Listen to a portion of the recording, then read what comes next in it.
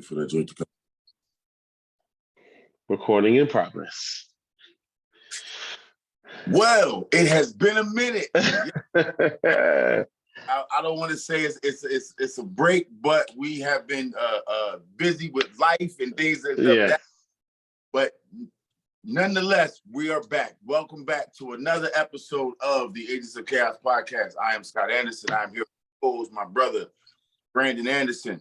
Sir, yes, sir. Where are you at? Where in the world is Brandon Anderson? Right now, I am on my East Coast jaunt. So I'm in South Carolina right now. I flew into North Carolina. I'm in South Carolina right now. Okay. How is it? Humid. Something I ain't used to. I was in Pittsburgh actually for almost like a week and a half, and it wasn't as bad as it is here. Actually, it's a lot more humid here, but it's still beautiful. Still a lot of greenery and all of that stuff. So greenery is always a good thing. Awesome. It's awesome times, man. So I'm gonna be where's Waldo in for a little bit. I want to start off a little bit first, kind of on a somber note. But I want to give a shout out to I wanted to speak on two things. One, very, very close friend of mine. Her name is Lena Harris, and her mother passed away on Thursday from metastatic breast cancer. And and my aunt, on my dad's side, my aunt Felicia, she passed away yesterday. Oh man. And so pancreatic cancer.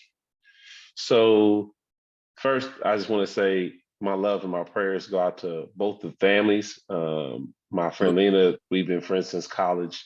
Her mom, I loved her mom. She was so nice and so gracious to me anytime I came to Cleveland to hang out with them. And she always called me by my stage name because she liked the fact that I could sing. And right. She was saved, so I know that she's in heaven. So that's a blessing in itself. And prayers for my family, my dad's side of the family. My aunt Felicia, she passed, and she was dealing with pancreatic cancer, and just cancer is I believe this is going to be one of the uncurable diseases that plague humanity. I know we might find some ways to beat it, and sometimes you can get rid of it, but you can have cancer of anything, bro. It could be cancer of the eye, the lip, the nose. It don't matter. And so early detection is the key. I just think it's important that we bring attention to those types of things. But prayers to those families. I just wanted to bring that up really quickly. Absolutely, yeah. Prayers to them, man. Condolences, definitely, man. I know it's rough. Anytime one friend, anything like that, and even on that, man. On that note, health is important, guys. You know what I'm saying? If you got to I know some people are scared to go to the doctor, or whatever the case may be, man. Get yourself checked out. If you can exercise, even if it is just 2-3 minutes a day, just get some exercise in. You know what I mean? Anything, and understand. Exercise isn't a cure for anything, but it's a strong preventative measure. It can help. You know what I mean? It can help in prevention. Absolutely. It didn't stop anything, but health is very important, man. So everybody keep that in. Again, condolences to the family. I know that's a rough. Yeah.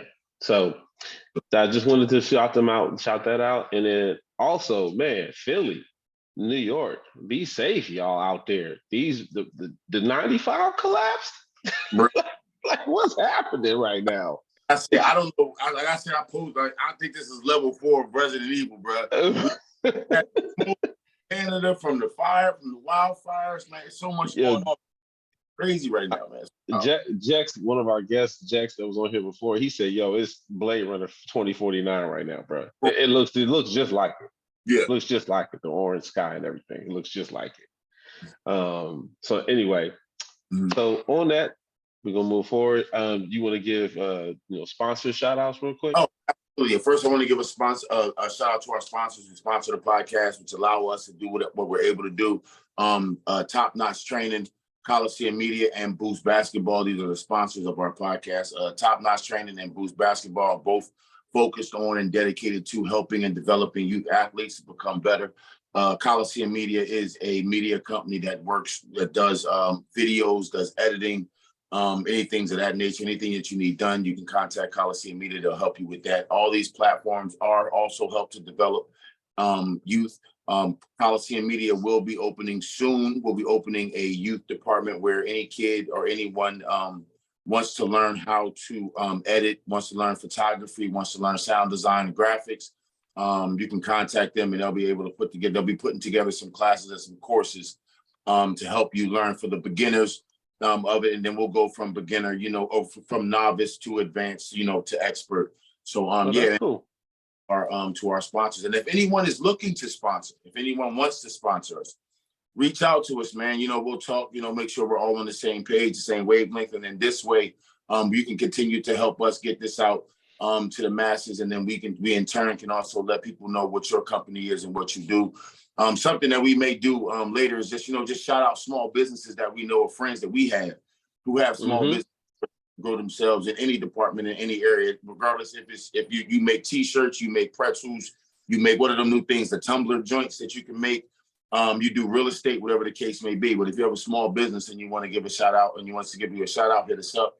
Yes, and anybody that wants to sponsor, we're open for sponsorship. So awesome. So I was gonna start us off. Let's go, man. With a couple of things. I got some things to talk about, man. I'm telling you, we might have to do 2 shows this week. And 4 hours in, fam. A lot is transpired. NFL, NBA, what is it? UFC. Like a lot of stuff is going on. Well, I got 3 things we're gonna talk about today, and then the next podcast we will talk about some of them other things. I sent you a note on those. So first thing, the Denver Nuggets. Man, Denver Nuggets winning NBA championship. It's I'm gonna say is congratulations to them. I wasn't a believer. I said that from the beginning. But I mean I am now. You have to be. And I think that's the thing with me when it comes to sports and it comes to players, it comes to teams. You make a believer out of people when you win. I don't care how many championships they win or if moving forward, if they got it wrong, if Embiid shouldn't have been the MVP, Embiid should have been the MVP. It's just it is what it is. Like people don't they tend to not accept greatness as a whole, and that more than one person can be great. You don't have to be the MVP and win the championship. It don't happen that often. So for shout out to Joker, man. When I watch you start to see a lot more things now of people like his personality and everything like that. And you see him now, like he don't got no sneaker game.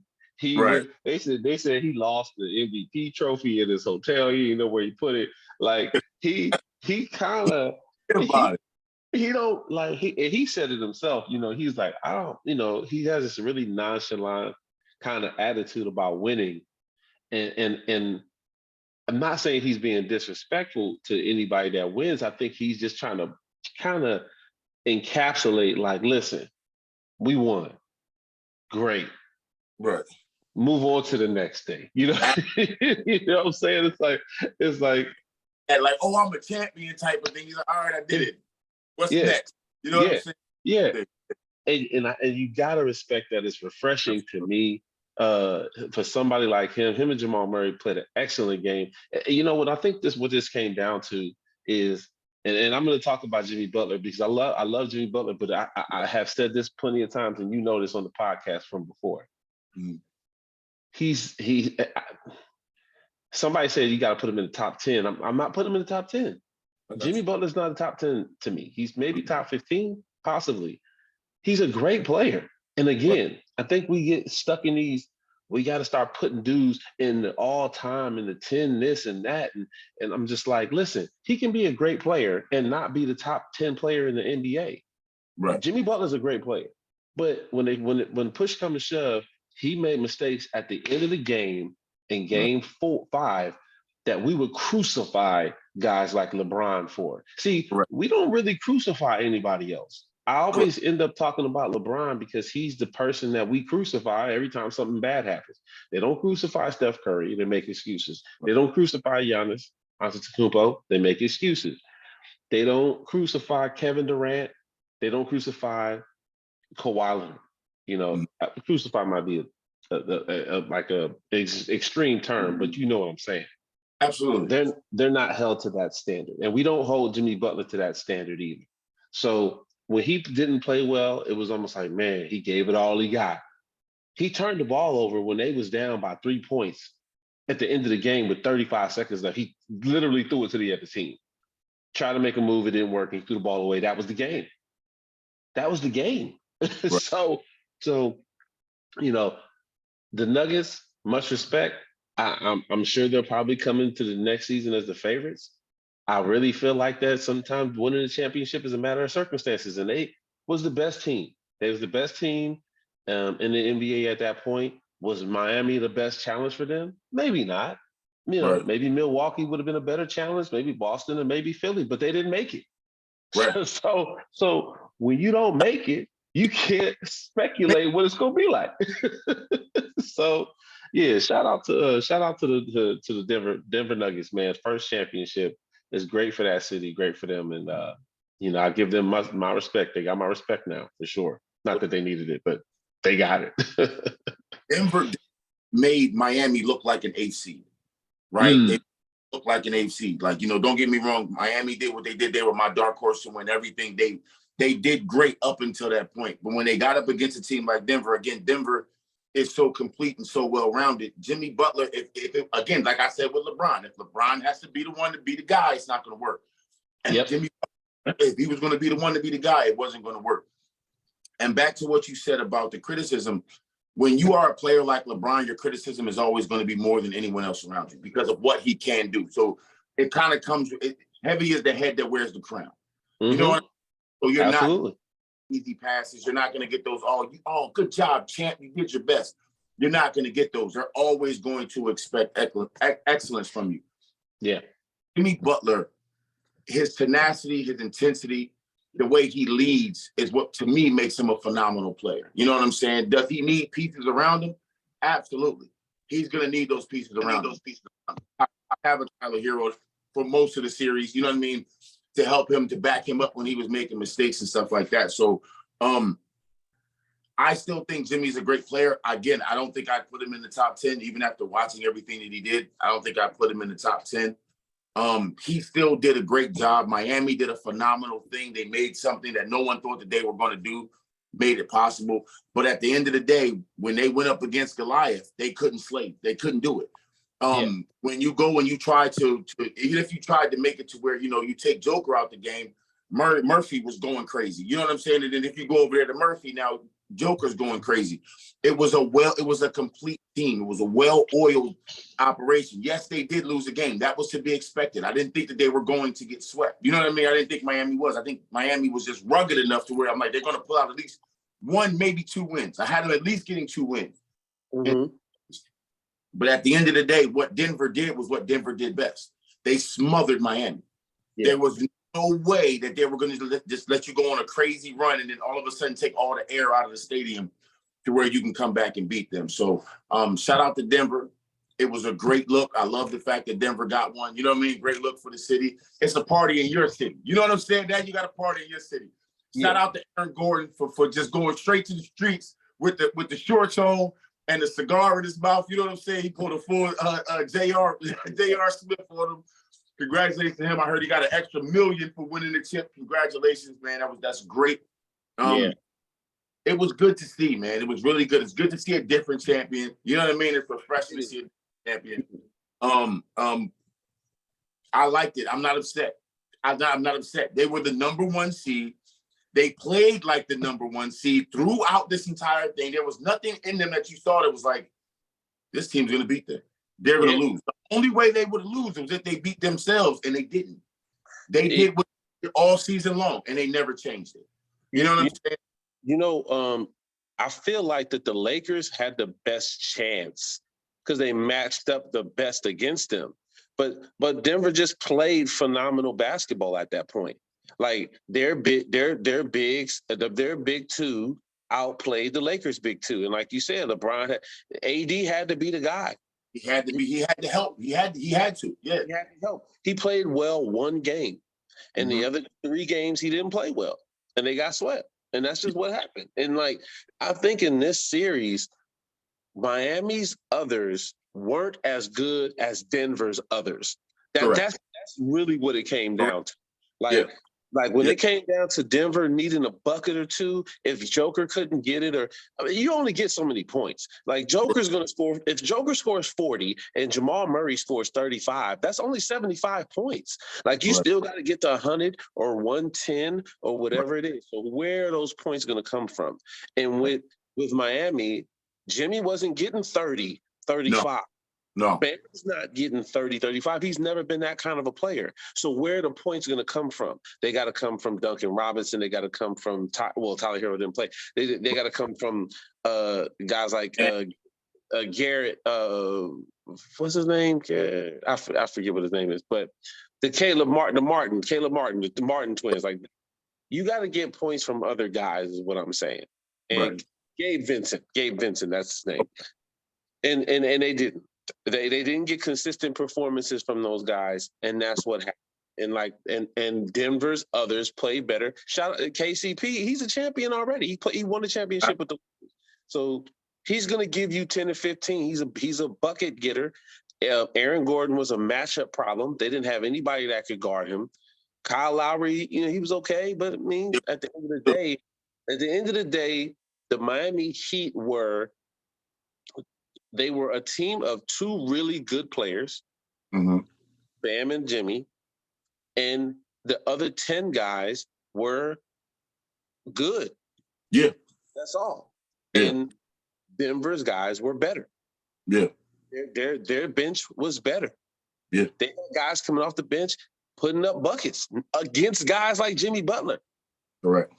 So that rookie Bryce Brown, or whatever the cat's name is, the white boy, he was killing them. He was not afraid to go at Jimmy and get buckets. Correct. So, that's great coaching, staying together, not doing too much, not doing what you're not supposed to do, and not getting caught up as a team in the momentum that Miami had from what they had done in the past, right? What they did in the playoffs, that didn't seem to shake Denver at all. You know what I mean?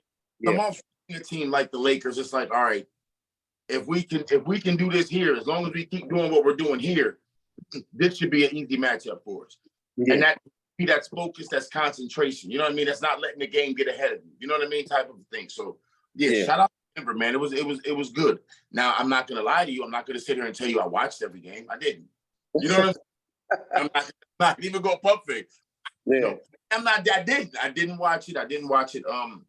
The first game when they lost, the second one when Miami won, I watched some of that game. I didn't watch a lot of the game. But at the end of the day, the way they played that first game and the way I watched Miami lose that first game, I said, bro, it's going to be a tough run for them. Yeah. I have to watch anymore per se to see who's going to be the champion of that joint. Guys, and this is my last point on this is Jimmy Butler. When they lost to the Lakers in the bubble, and I think we need to stop talking about the bubble as not being a difficult place to play. That's going to be another topic for the next time. We're going to talk about the bubble in the championships as a whole over the last couple of years. But just Jimmy Butler scored like 40 and 50 in the 2 games that they won against the Lakers in the bubble, and then the Lakers ended up winning the series 4-2. But that's the kind of games it took for Jimmy and them to get 1 or 2 games. They only got 1 game this series. So, and again, and in the game that they won, he wasn't even the leading scorer. He wasn't the scorer when they won the game that they won in the finals this time. So, shout out, like I said, respect to Miami for getting back. Didn't get over the hump. They probably won't. Denver, it was a good matchup for them. They won. They beat whoever was in front of them. They beat them. They beat the teams that we had picked to maybe get there and win. And that's all that matters. So kudos to them. kudos to the city of Denver for getting that championship. Absolutely. Great for them. Man, now this is a sports topic, but Okay. I'm really interested to get your thoughts on it. Okay. Undisputed. I'm happy. Long run for Shannon Sharpe and Skip Bayless, 7 years. I'm happy he left. Stephen A. Smith came out and supported Shannon Sharpe. He also showed some support to Skip Bayless. Question. But I want to hear your thoughts on this breakup from what you heard, what you thought of the show, obviously, and what you think this means for the landscape of this type of debate topic. So one, shout out to Shannon Sharpe for leaving. I didn't think it was going to have that long of a run. You know, I really didn't until I started to discover Shannon Sharpe's personality, and his personality just overpowered Skip Bayless, and he's a great personality, man. He is. Skip started to get a little personal.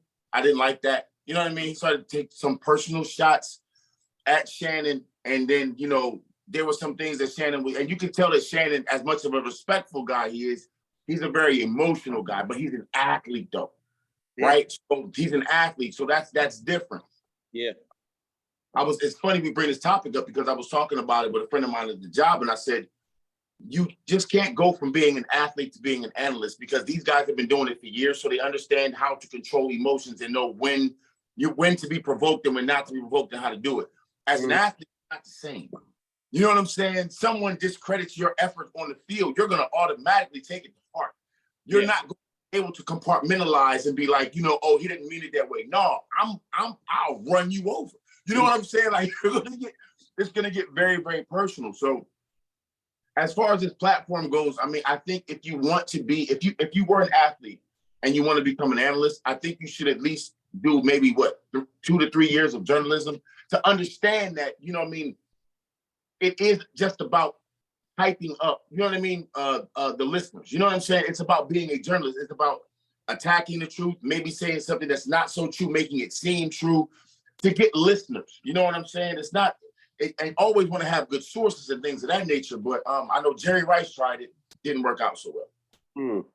Ray Lewis tried it, didn't work out so well. You know what I mean? Other people have tried it. It's a great, you know, turnover point. But in the future, me personally, this is just me personally, I think athletes should do more podcasts, like the podcast that like Brandon had. Marshall Kelsey, all kind of the same. They can really relate more. Yeah. Kind of hard to take somebody who, like a Skip Bayless or even a Stephen A. Smith or someone else who was never in like a D1 locker room, right? So you know the understanding of what goes on in there when you talk to players and when you say certain things to players. I like the dynamic of those podcasts because even when they get too intense, it's like, well, we see them get intense on the field, so we know they're going to hug it out in the back room.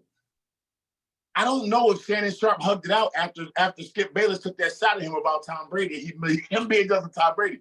He might have wanted to swing on him. I don't know. Like, you know what I'm saying? I can't really tell that. So in that whole spectrum of it, keep those who have been doing the journalism for so long, keep those guys grouped together.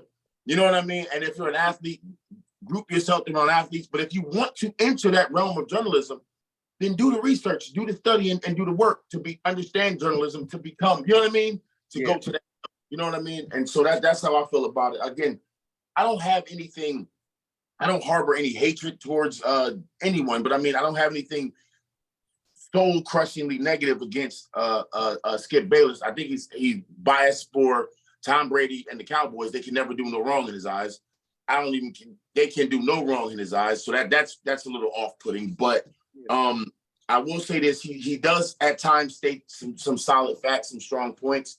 He kind of wavers a little bit too much for me, but at the end of the day, I did watch the show for a little bit. I love Uncle Shay. When he opens up Shay's podcast and it goes on to whatever network, I'm watching it. I'm heavily supporting it. I don't even smoke Black and Miles, but I'm buying a pack of Black and Miles just for the sake of Shay. Like, you know what I'm saying? Hey. So, yeah, but I mean, I'm glad he left because you can only take so many jabs from, you know what I mean, from someone that you have to see all the time to where it's like, all right, bro, enough. Let me go ahead and do this over here. I think that's the kind of thing that stood out to me is I'm gonna talk a little bit about both things. First of all, I still like First Take. I don't watch First Take as much as I used to, but I do like the dynamic that they have because he brings on different people. Stephen A. kind of did what works for him. He didn't bring somebody else on, one person that could joust with him every day. He did have Max Kellerman for a while, and Max Kellerman was cool, but I just think it was. I made this comment today about relationships and people that you date. Sometimes I likened it to sports. I said, sometimes you put something together and it matches perfectly. You not win a championship, but you have the best career that you have on that team.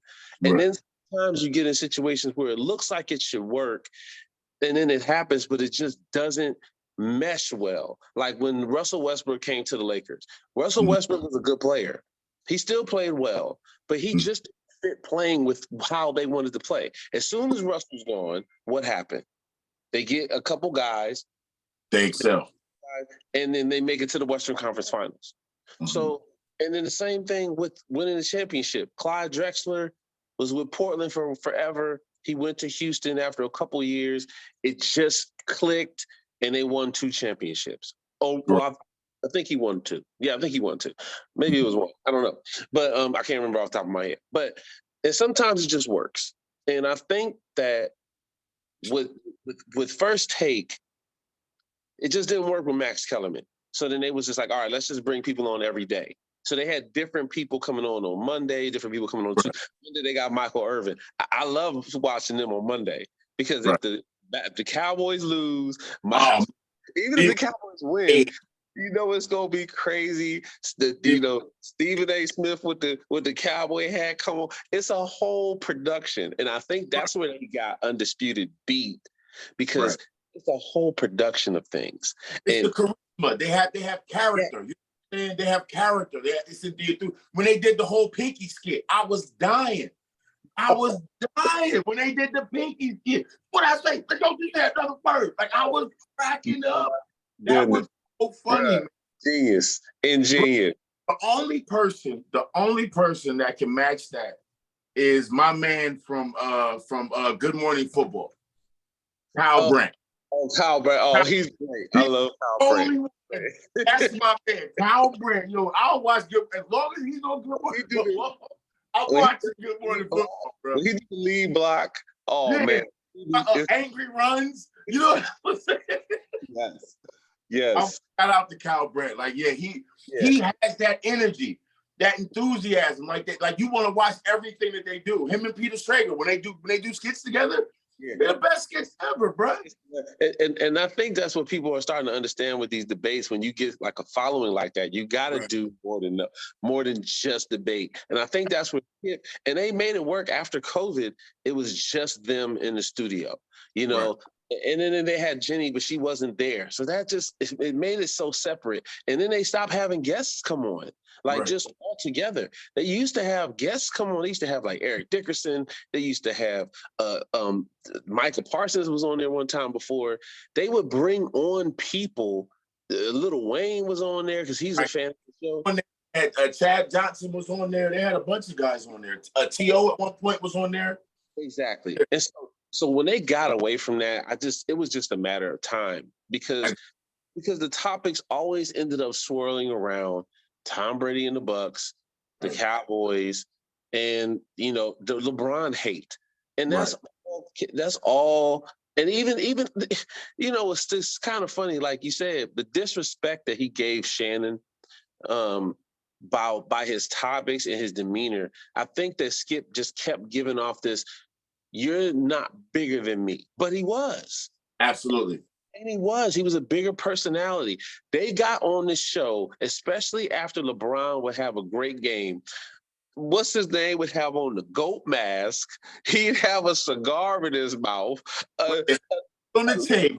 A LeBron jersey on with his arm guns out, and then he would have a bottle of Hennessy on the thing. Like, it was spectacular, and so Yes. I love what he did, man. I love Shannon Sharpe and what he did, and I think that this type of showcase, the debate, and just the conversations, even what we're doing, I think is good for sports. It gives people a platform to do things. But I think Skip went too far.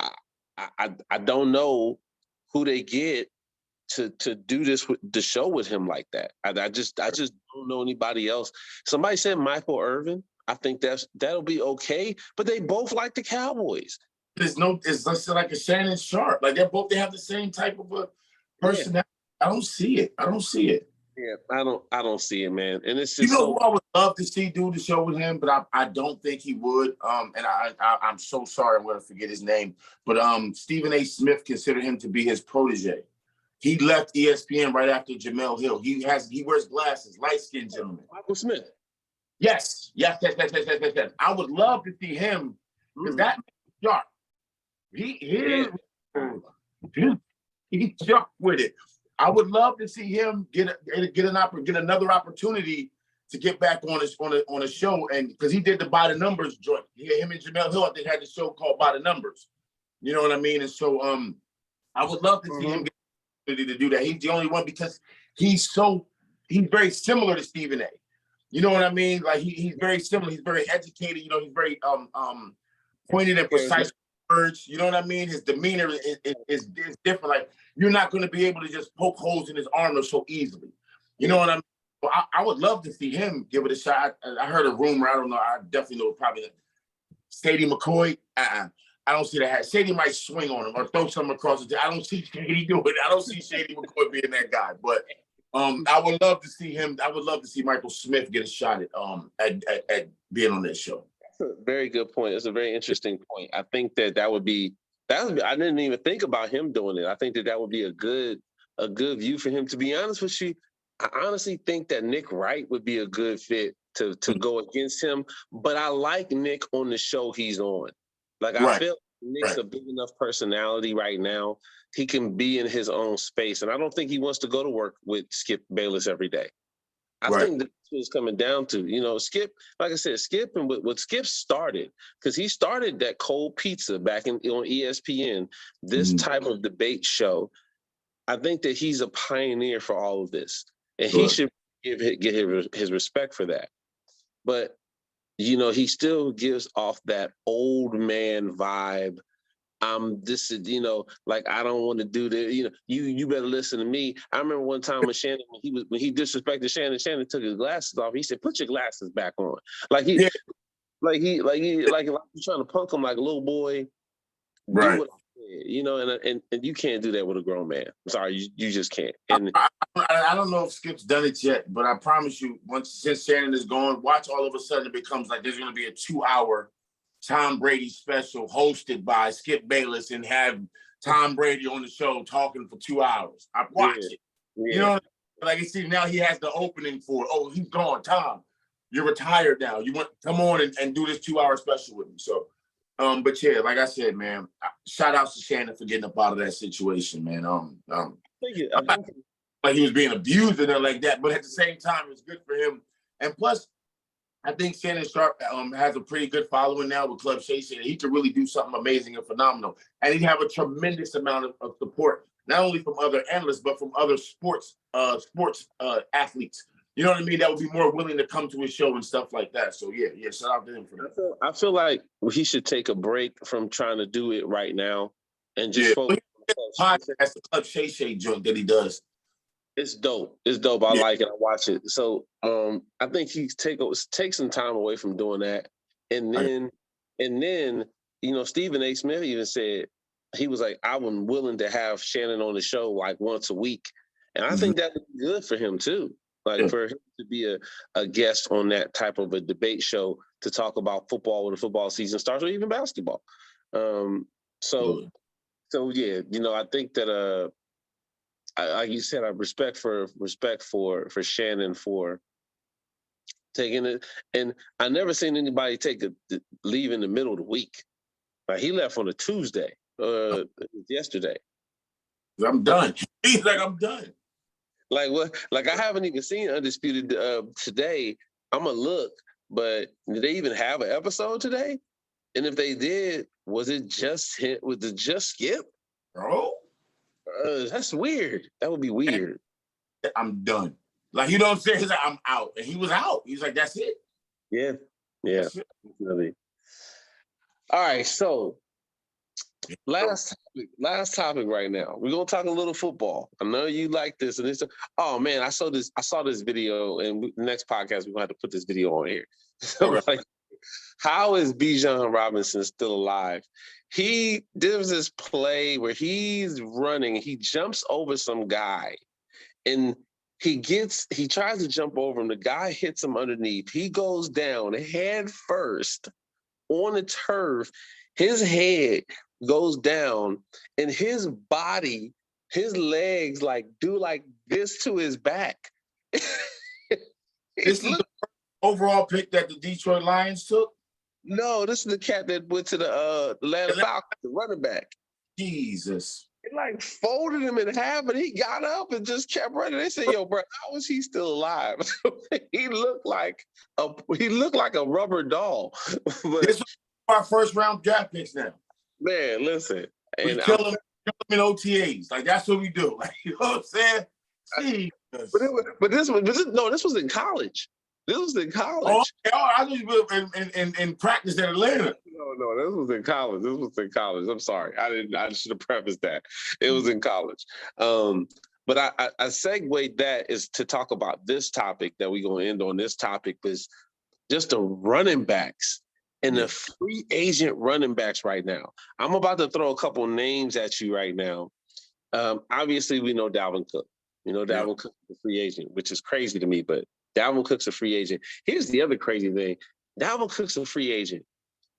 And just I remember seeing this stat. I'm going to correct. I don't think I'm going to be wrong on this, but he's in the top in 4 categories. He's number 2. He's number 1 in scrimmage yards, number 1 in yards after contact, and number 2 in percentage of carries, something like that. In the last 4 years, he's in the top 1 or 2 in 4 categories in the last 4 years for a running back. Running backs, you have a very small shelf life. Yeah. Very small shelf life. Dalvin Cook is 27. Let me give you some other names of free agent running backs right now that are also 27 or 28 that don't look like Dalvin Cook. Correct. Leonard Fournette. Done. 28. Ezekiel Elliott's 27. Mm-hmm. He looks done to me. Done. So, Kareem Hunt. Done. Yeah. Kareem. Done. And then you go Kenyon Drake. He's 29. He's a free agent. Who else is a free agent? I'm shocked at this one, but they probably just didn't need him. James Robinson. Mm-hmm. Yeah, he was a starting running back for the Jaguars, and then he'd been on 2 different teams in the last year. So, how many more names? You got many more names? One more I'll throw out there. Marlon Mack. And that's really it. As far as the young guys. If I'm a running back right now, I'm going somewhere where the quarterback still needs development, or I'm going somewhere where I can fill a need. And by fill a need, I mean significant need. When you have a dual threat quarterback that can run and throw, your running back automatically becomes null and void. You don't really use him as much. You don't really need him because on pass plays, your quarterback can take off. Yeah. So it's not like you have to worry about that option. If I'm Dalvin Cook, I'm looking at Green Bay. I'm looking at Cleveland. I'm New England, or I'm looking at Seattle. Okay. That's where I'm looking. I'm. Don't get me wrong. I did not name a ton of contenders. If you're trying to get to a championship, I didn't put a lot of contenders out there. But I think that's where you could be the biggest piece to help. You know what I mean? Because we don't really know what's going on with Deshaun, and every other team kind of has a quarterback that's like, what's really going on with this guy? Well, Cleveland has Nick Chubb, and they still got Nick Chubb, and they could re-sign Kareem Hunt, but they got Nick Chubb, and Nick Chubb, Nick Chubb and Hunt and not Hunt. I'm sorry, and Cook in that backfield. With that defense, like it would be crazy. I'm not disagreeing with that. I'm just saying he's been a lead back. I got you. I know Cleveland would be a good fit for him. I got you. Yeah, but go ahead. Sorry. When you have these dual threat quarterbacks that can run and pass, man, the running backs all become obsolete. Now you're looking at fullbacks. You want fullbacks, halfbacks, guys that can block. You know what I'm saying? You don't really. I mean, when Chicago, the way they got rid of David Montgomery, you know what I mean? Detroit got rid of their guy, Jamal Williams. You know what I mean? For what he did. Like it's almost like running backs have become expendable. They're not as before. I agree. I will agree, but I also disagree with the running quarterback not needing a running back. Okay. I think that the threat to run is still as important but you need to have a running back who is a threat as well. Because think about this. Think about what Michael Vick did with Warwick Dunn. He extended Warwick Dunn's career because he was a threat to run. So that read option was phenomenal. See, the Eagles' read option worked, and it got Miles Sanders his first 1,000-yard season, his first double-digit rushing touchdown season. But but he wasn't dynamic. Right. So if you put a guy like Dalvin, not saying that the Eagles can afford him. I'm not even saying Dalvin Cook to go to the Eagles. I'm just saying that would be crazy. But Dalvin Cook in a system with Jalen Hurts, or Dalvin Cook in a place like Kansas City. I was gonna say Kansas City too. I was gonna say if he was in Kansas City, crazy.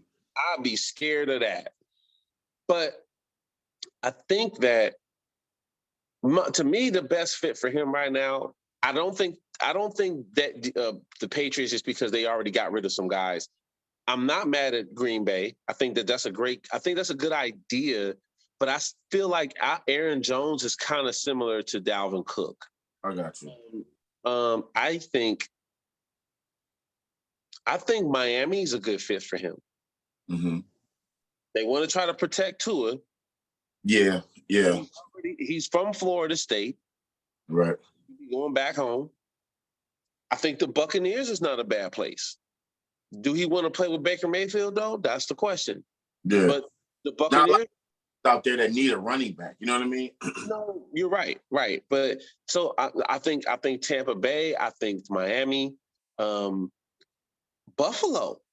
Now they just got rid of Devin. They just got rid of y'all had which Montgomery did y'all have? David.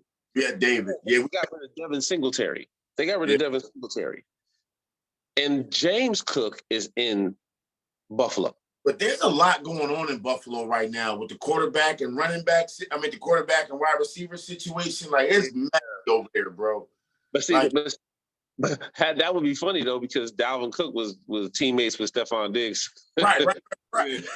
But also Dalvin Cook's brother is in Buffalo. Right. So that's why I was saying, maybe that's a good idea, a good fit for him.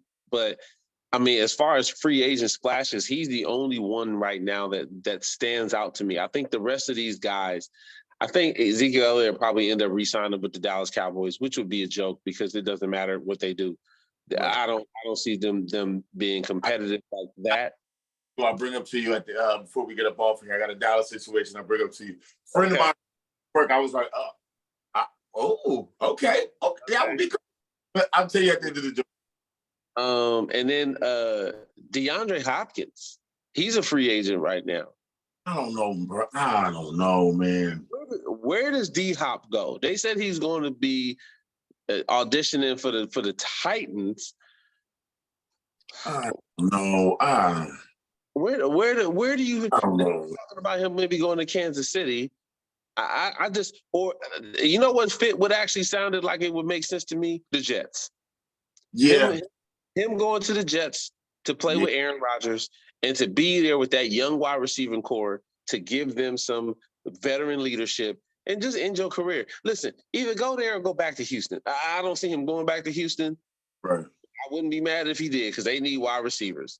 Yeah, So I don't know, man. Just keep an eye on the free agency in the NFL yeah. fans because it's about to start heating up. You're going to see some people going some places that you wouldn't have anticipated. It's going to be like musical chairs right now for the running backs.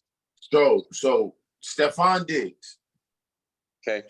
is he signed to a contract with Buffalo still? He's a free agent or anything like that, or can he move? He's not a free agent. They'd have to trade him. They have to trade him. He's not happy. Right. Jerry Jones will give up anything. Yes, he will. Imagine if the Diggs brothers were on the same squad.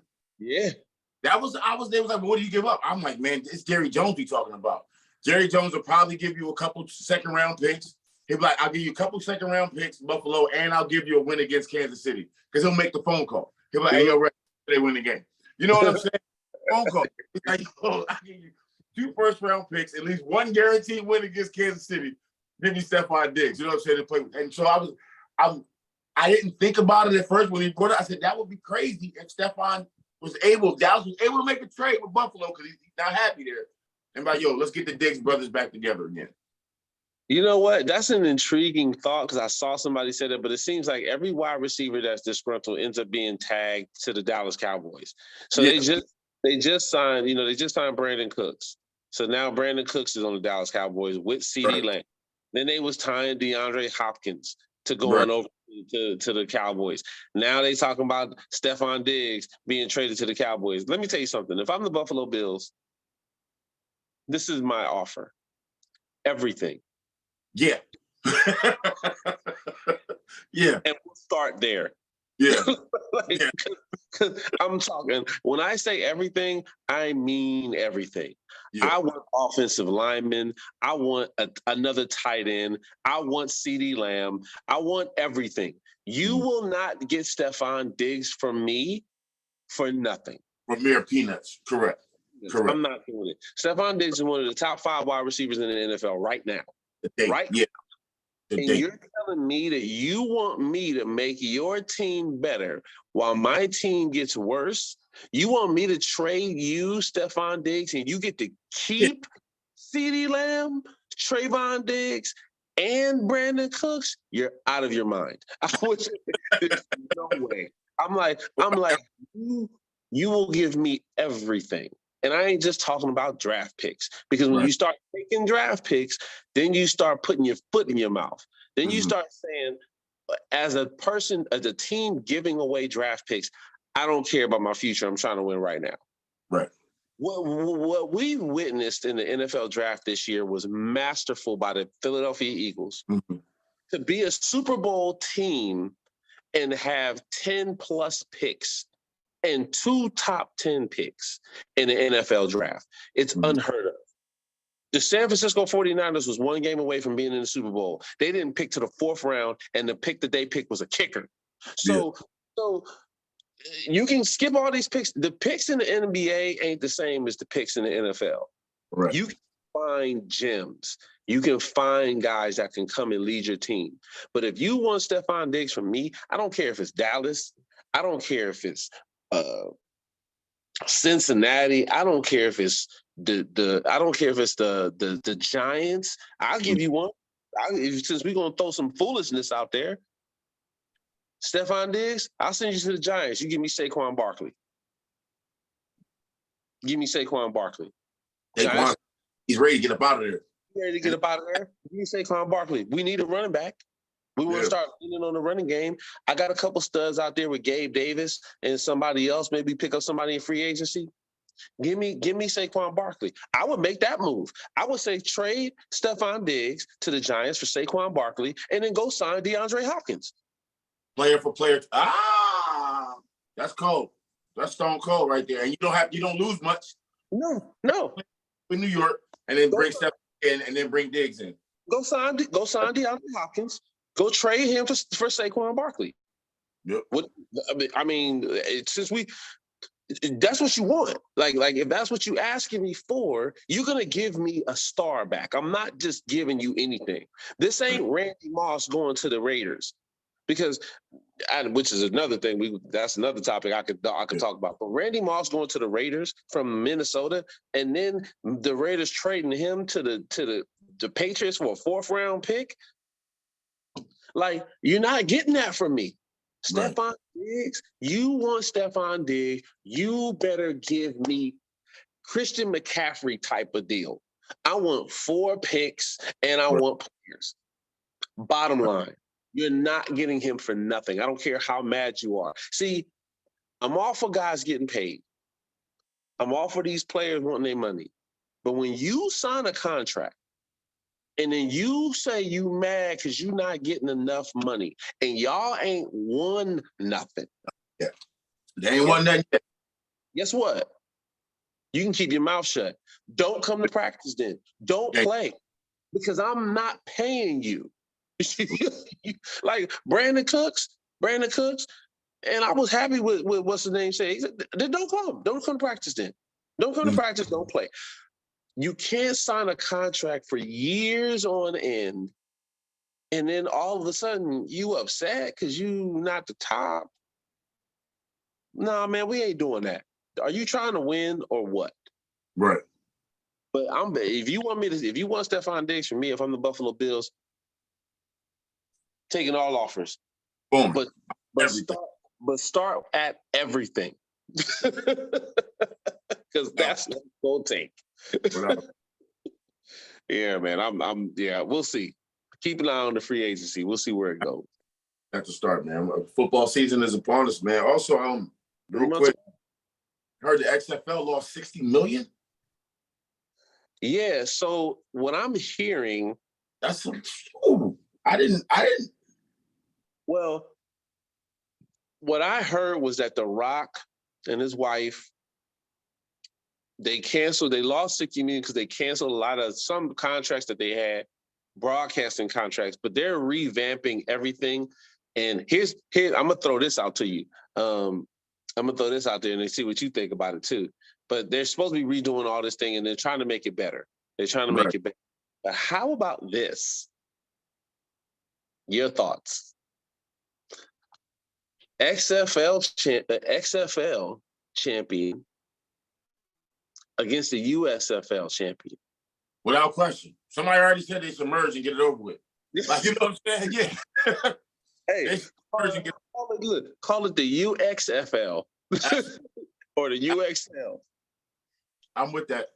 That would be just like the old NFC, the old AFL and NFL. Mm-hmm. At the end of the day, we compete for a championship. How cool would that be to see the XFL champion and the USFL champion play for a championship? And I heard Bobby Wagner trying to join the XFL. I don't know if it's as a player or as an investor or what it is, but that would be crazy. I would love to see the XFL versus the USFL. That would be good. That'd be good. They're both and have them go at each other. Yeah. Question. Without question. I'm definitely down for that. So we'll see. It's a lot of exciting things coming up. A lot of exciting things. I know we gonna be talking about a lot of stuff, and like I said, man, we got so many more things we can discuss. And but I'm gonna keep it with these 3 topics. We'll keep it here first, and then save up some other stuff for later. Connections with players, like I'm ready. I'm excited. I'm excited for this season to see what goes down in the NFL this year. I'm super excited for this. Yeah, definitely. Yeah. All right, man. Well, that's all I got for you. I'm doing my Where's Waldo right now, but that's all I got for you today. Y'all waiting super long next time. We're gonna start cranking them out. Like, look, life happens, things happen, but this is episode 9. Last one we did was the Hateful Eight, which we got a lot of feedback on that, Joker. Yeah, y'all love that LeBron, Michael, and Kobe debate. You know what I'm saying? That stays fresh and that lives rent free up here for everybody. You know what I'm saying? Rent free for everybody. But Yo, this is episode 9, man. Glad to get back at it, man. We got a lot more coming for y'all, man. Definitely got a lot more. We're gonna be cranking them out. Y'all gotta be ready. Absolutely, absolutely. So for the Agents of Chaos podcast, I am Scott Anderson. You are Brandon Anderson. And we will see you next week. Appreciate y'all. Appreciate it. Did it? Oh, still going? Okay. Hold on, let me stop it. Bro, I tried to get this computer to work. This joke ain't cut on for nothing.